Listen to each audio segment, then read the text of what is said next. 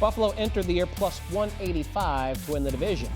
Josh Allen ran for a score, and technically, he threw for a touchdown and caught a touchdown on the same play. He's now a minus 225 favorite to win the MVP. Only Saquon within shouting distance. And the Bills are now a 2-1 co-favorite to win the AFC, tied with Kansas City, who they previously beat a few weeks back. Erin? All right, Joseph. Well, it is time for Better Bet. Pretty simple. We're going to start off with who's the better bet to get the #1 seed in the AFC. We're going to go with the Bills or the Chiefs. Which one would you go with? Love to discuss the Dolphins here, but that's not one of the options. It comes down to pricing. It wouldn't be a big bet. I would go Bills plus 115. They're a game back. It's kind of a de facto half game at the moment because they do own the tiebreaker over Kansas City by virtue of the head-to-head win from a couple weeks ago. Problem is, you got to figure the Bills lose in a couple weeks when they go to Detroit, who's going to be on extra rest because they play Green Bay this week on a Thursday night game. So the question then becomes, will Kansas City lose at least 2 games the rest of the way? Chargers game is losable, as are those 2 at the end of the season, which are both road games. At the Steelers on Christmas, that's a short week travel spot. At the Broncos, who could very much be fighting for their playoff lives and have been very feisty so far this season. Maybe, just maybe, I wait until after the Bills lose to Detroit. Then I get involved in this with a better price. That's kind of the way I'm thinking about how to maximize the opportunity here. Kansas City, 9-0 in one-score games. It's insane. If this was any team other than Kansas City, we would see that as a huge red flag. But because of what they've done in the past, we don't see it as a huge red flag. Maybe we should reconsider.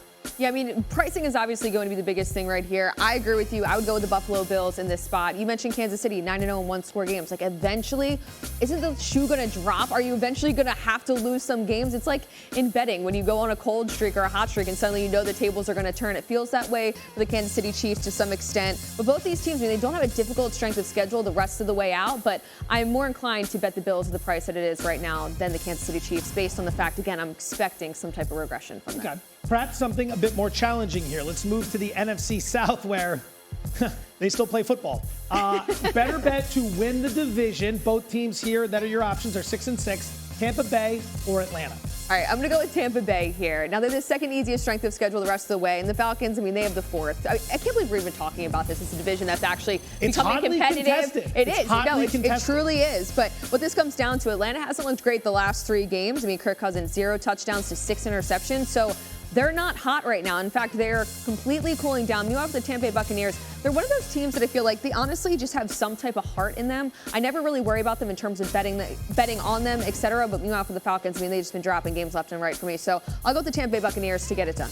I would agree. I'm surprised Atlanta's minus 145 given the quarterback issues with Cousins. 0 touchdowns, 6 interceptions over his last 3 games. People are calling for Penix. They do have the tie break because they beat Tampa twice. But when you look through the rest of the season and how this could play out, these are not 2 teams that are created equal at 6-6. Atlanta's minus 34 in point differential. For comparison's sake, the Jets are minus 43. They're 3-9. Tampa Bay's plus 39 in point differential. That compares to a team like Houston, who's plus 20, and they're 8-5. These 2 teams are not the same. The Buccaneers are the better team. If they can avoid some of these injury problems they've had the rest of the way, they're going to cash that. Plus 115 is a good price there. We will see. All right, last one. We agreed on 2 things. We'll see if we agree on this one. The Giants, Raiders, and Jags are 2-10. Which of these teams do you think will finish with the worst record? I would take the price on the Raiders because I think the Raiders are in a full-on tank for Shedeur Sanders. I don't think they're going to make a secret about it. I don't think they want to win. I don't think anyone's coaching for their jobs or trying to win. This feels like the Raiders have a plan in place, and it is to procure the #1 pick so they don't have to trade assets to get Shedeur Sanders. Conversely, look at the 2 teams they're battling with. The New York Giants at plus 115. Do you really think Brian Daboll wants to lose out the rest of the way? His job and career are on the line. Jacksonville, 5-1. Do you really think they want to lose out the rest of the way? Doug Peterson's career is on the line. And Matt Jones as a backup has proven to be a little feisty. We saw it in the second half yesterday, so I'd play the Raiders plus 325. I mean, for what it's worth, if your team only has 2 wins, you're all on the hot seat, and for good reason. But I actually am going to be the person that goes with the 5-1 Jags. You mentioned Mac Jones yesterday. He did look good in the second half of that game. Emergency situation, he stepped up. But prior to that, in the 2 starts he had, I mean, a 52-6 loss to Detroit, a 12-7 loss to Minnesota. He's not putting up a ton of points. Again, yesterday, he did look okay, but I don't trust Mac Jones as much as I'd like to believe he can maybe get this team a win. And if you look at the schedule, I mean, I don't know. I don't expect them to do much. And also the whole Trevor Lawrence situation. I mean, they're the 4th worst offense right now, the 3rd worst defense. I don't think it can get worse for them. If you get this at 5-1, I would go with the Jags. That's the only one we disagree on. For those wondering, strength of schedule is what determines the tiebreak. The team with the weaker schedule gets the better draft pick, because if you have the weaker schedule and you're still losing that many games, you probably deserve a higher draft pick. All right, well, that's Better Bet from Joseph and I. Tyler, what else you got? Aaron, I'll keep it in the NFL. Jaden Daniels looked back to his early season self on Sunday against the Titans. Rookie QB completed all but 5 of his passes, threw for 3 touchdowns, also ran one in the Commanders' 42-19 victory.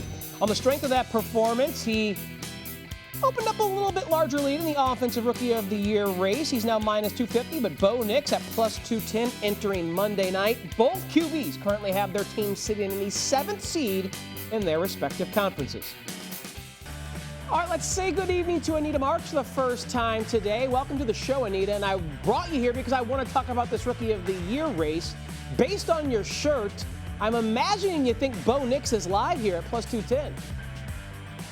How could he not be, right? In full disclosure, Jaden Daniels was my pick prior to the season, and he was looking good, right? Had this Commanders team rolling.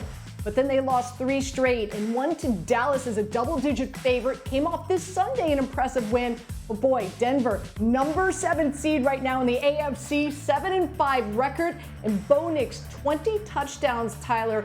Only 2 turnovers his last 10 games. Only 1 of 6 quarterbacks since 2000 to be able to put those type of stats up. And last but not least, let's be honest, he has outperformed Daniels in nearly every aspect since week 8. It's not what have you done for me weeks ago, it's what have you done for me lately. And this is a young man, leads all rookies in total touchdowns with 21. So right now, I like Bo Nix to finish the season strong and win Rookie of the Year. We're at 36 seconds, and our hope was throw it in bounds, get into the field goal range, and then call the timeout. Got the play. Throws it deep downfield. Made an adjustment, got the shot, and missed. That's it! What in the world were the Bears thinking? And your Detroit Lions have just won the game. Tipped up in the air and intercepted. Running right to the goal line. And the Cowboys are going to win on Thanksgiving Day. Gabe Reed, touchdown! Be able to come in here, get the turkey leg after, just a little something to celebrate. We got a good one for you on Thursday night, kicking off Week 14. A pair of teams that got a dub on Thanksgiving. 9-3 Packers, 11-1 Lions in the NFC North. Detroit won the first meeting by 10 in bad weather. They're now favored by 3.5 at home, but Green Bay getting healthier. Back with the squad here, Anita Marks. They're dangling that hook out there. If you like the Packers side, are you going to grab it? I like the Packers, so you know what I'm going to say, Tyler. Run, don't walk, boo, right? That's what I'm going to do. I know you're saying, but wait a minute, the Lions beat them the first time, as you said, by 10. But let's not forget the Green Bay Packers. They had a pick 6. They were 1 for 4 in the red zone and 10 penalties for 67 yards. Since that game, they had their bye week. They've come out. They've won 3 straight. Meanwhile, the Lions defense, no bueno, my friend. A lot of injuries, especially on that defensive line. Did you see Jordan Love last week? He picked the Miami defense apart on Thanksgiving. And now in the red zone, scoring 70% of the time. Hopefully they get Jair Alexander back. Give me the Packers. Love that we can get the hook right now. Run, don't walk, buddy. Well, I'm looking at the Detroit Lions in this spot, but I don't want to lay the number here, but I will lay the number in the first half, minus 2.5. It's an area that they've been very successful this entire season. 10-2 ATS in the first half, the best mark right now in the league. They're averaging those points per game in the first half at 18. The next closest team is Washington at 15 points. They're also holding opponents to the 3rd fewest points in the first half. Now, if you go back to that original game, yes, they won that. They won it by 10 points. We were a little surprised for that because Jared Goff was playing outside, first real true road game outside of a dome as well. So I was counting them out in that game, but they were up by 14 points in the first half. So we know Detroit, I liked them like that on Thanksgiving Day against the Bears, and then the Bears started coming back at the end of that game. So I'll take them first half, minus 2.5. Big total here, 51.5, as you would expect with 2 teams of this nature and what they can do on offense. I'd look to the under. 51.5 is important because 51 is the 3rd most key number when it comes to totals. So before it gets there, let's go ahead and lock it in now. 2 teams that like to run the football. 2 teams that play at a slow pace. Packers 28th in the NFL, Lions 31st. We're not going to be watching 2 teams sprinting up to the line of scrimmage, snapping the ball, throwing it all over the lot. They want to run the ball, and the point spread suggests it could be a closer game, so you don't have one team that needs to chase late, throwing the ball all over the field. Divisional rematch, late in the season, those scenarios with the familiarity tend to favor the defense in a lower scoring game. So at 51.5, I'll bite on the under here. All right, that's a quick look ahead to week 14. That gets started with a good one.